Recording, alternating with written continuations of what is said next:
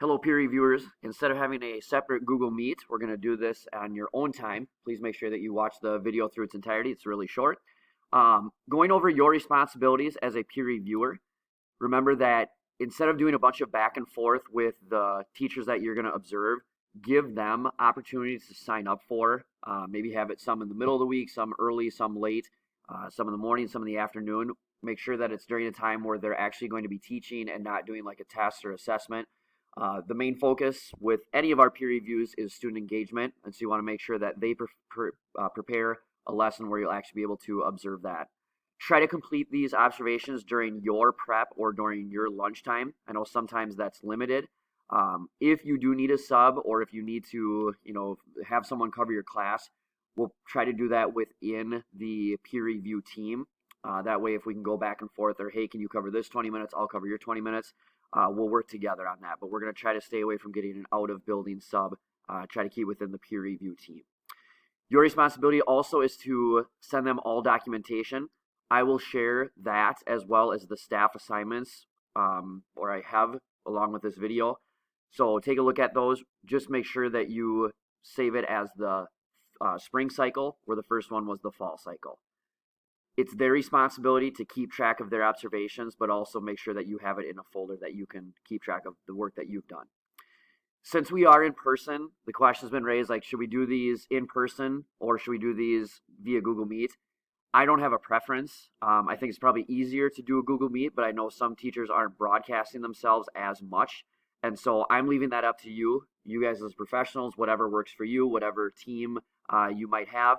So hopefully everyone is able to at this point, but if they don't know how to run a Google Meet, you're the go-to. Okay, our other responsibilities as peer reviewers, we're not necessarily there to critique, but we want to give feedback. More oftentimes than not, teachers do want to receive some type of feedback on their lesson. So you don't need to have blanket statement like, oh, it was good and this and that. So be a good teammate, be cordial with your interactions, but also, give them some advice. You were elected as a peer reviewer for a reason. And especially as we mentioned earlier, the focus is on student engagement. So when you're observing them in their classroom or you're watching the kids, were they engaged? Were the lessons broken up where they could be engaged? Was it too long? Was it too short? Those are things that teachers are interested in with you as the observer.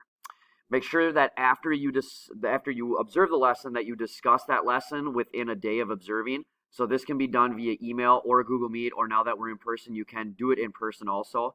And when you do your observation in the classroom, try to be in there for at least 20 minutes, and you don't need to stay there for the entire period, or if a session ends, if it goes an hour, you don't need to stay for the full hour.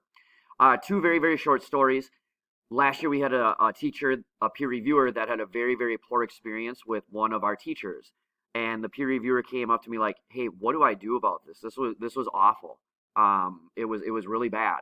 And so instead of, being all high and mighty or thinking that they were the king observer, they just had a conversation, just said, hey, I noticed that your lesson, or that you weren't necessarily feeling the best that day. Can you speak to that? And it ended up being a very positive relationship where that teacher just wasn't having a good day, had some stuff that happened the night before. And so, if that's ever the case, take that in consideration. Or if you just want to do a redo, like, hey, that wasn't your best lesson, let's try again, that's something that you can do. And then, what if we have a situation where the experience doesn't go very well? Then, of course, you can come to me as the peer review coordinator, and we can certainly work something out. Or if you're not comfortable observing someone, we can also work that out. All right, so the big thing is documentation. Everything is now digital. There's no paper pencil copy. So this also is shared in the same email that you're getting this video. Remember to file, make a copy, put their name in it, and then just change it to that spring cycle. So that's the document that I attached with their first and last name. You put it in a folder, you share it with them, and then they should also make a copy of it and have it in their observation. Just make it editable for them because they'll have to fill out the stuff before and after. Last thing, thank you. Thank you for being a peer reviewer.